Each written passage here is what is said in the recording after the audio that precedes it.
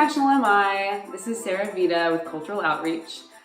Thanks for joining us on all of our great webinars this year in 2018. We're going to choose our top 5 most popular of the year and give you a little recap. So we're going to start with managing generational differences in the workplace.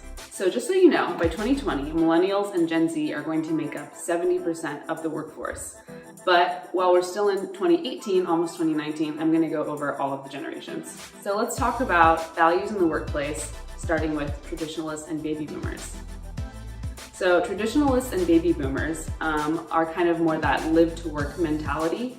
They started with the term workaholic, and they tend to have more of a hierarchical approach when it comes to work. They have a strong sense of integrity and company loyalty. You'll often hear baby boomers work at one company for maybe 15 years. When it comes to Generation X, this is where we see more of a transition to work-life balance. And they have generally more of a freedom and entrepreneurial spirit about them.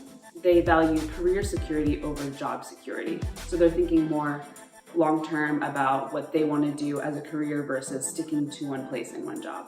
When it comes to millennials and Gen Z, they are a lot more ambitious and idealistic. We've been exposed to a lot. We've been told we can do anything, that we can change the world, so we believe that we can, and we take this to work with us. We really value personal happiness, and I think millennials probably kill the work-life balance the most.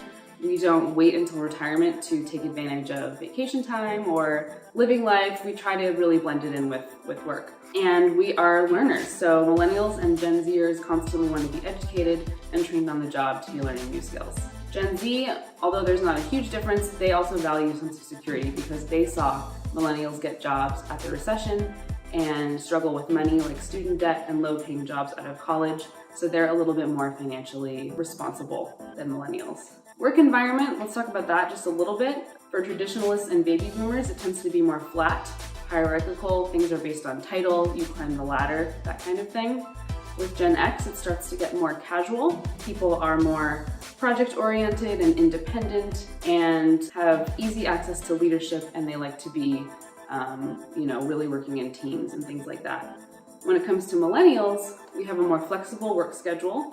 They enjoy collaboration, and multitasking comes naturally to them as they are digital natives. So how do we keep all of these employees engaged on every level? Starting with offering flexibility to really attract the younger generations of workers. You want to invest in your company culture and brand.